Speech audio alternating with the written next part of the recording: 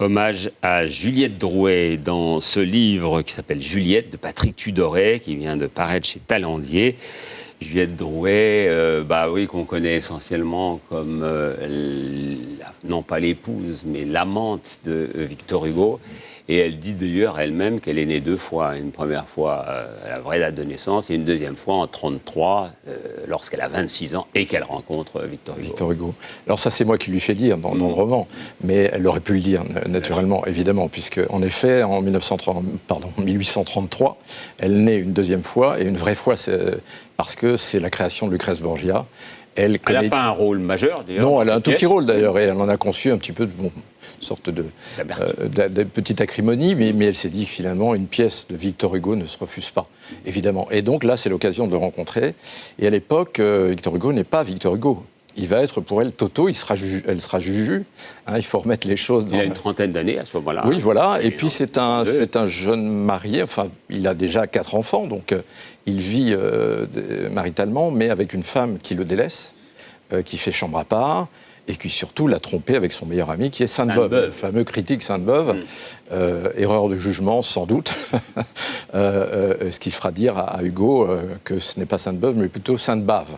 C'est quand même une manière un petit peu de se venger, un peu vacharde, mais tout à fait justifiée. Et donc, c'est un homme malheureux qui a connu finalement qu'une seule femme. Et quand il rencontre Juliette, eh bien là, c'est l'éblouissement, parce que Juliette, elle est... certains se sont complus à voir en elle uniquement une espèce de vestale préposée au culte du grand écrivain. Pas du tout. Elle était tellement plus que ça. Elle était brillante, elle était, on le sait, elle a une œuvre d'épistolière, 22 000 lettres. 22 000 lettres et sur 50 ans, sur 50 années. Ouais. Elle les appelait ses restituts. Et pourquoi ? Parce qu'elle lui restituait ses journées qu'elle racontait donc à son grand amour. Et donc, lui-même lui écrivait très souvent, bien sûr, et notamment toujours le jour anniversaire de la rencontre, la fameuse rencontre, la première nuit. Exactement, et il tenait le livre de l'anniversaire, il y avait comme ça des rituels entre eux qui étaient absolument magnifiques.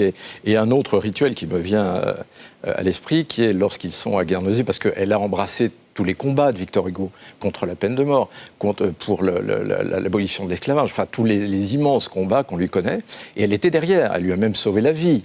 Lors du coup d'État de 1851, il le dit dans une lettre écrite à Hauteville House. Elle le suit à Bruxelles, partout. À Jersey, elle est partout. Elle est à Jersey, à Guernesey.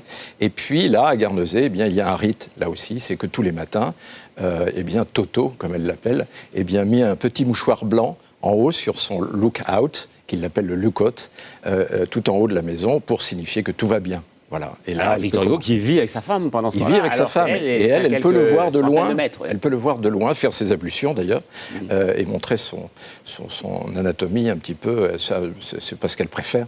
Montrer son anatomie. Il était un petit peu exhibitionniste, on le sait. Il était aussi, pas très fidèle malheureusement. Mais donc voilà, ce petit mouchoir blanc qui signifiait cette connivence, cette formidable complicité qu'il y avait entre eux, ce formidable amour tout simplement. Voilà, c'est la première fois qu'un roman est consacré à Juliette Drouet. Et à la première personne. Quand même, oui. Ah oui, ouais. Ô combien, c'est une femme magnifique.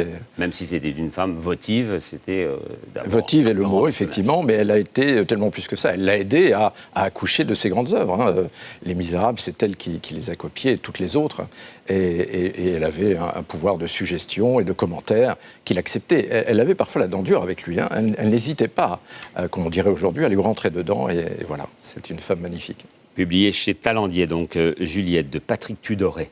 Et puis ma recommandation pour un coup de cœur, L'Insoumis de Judith Pérignon.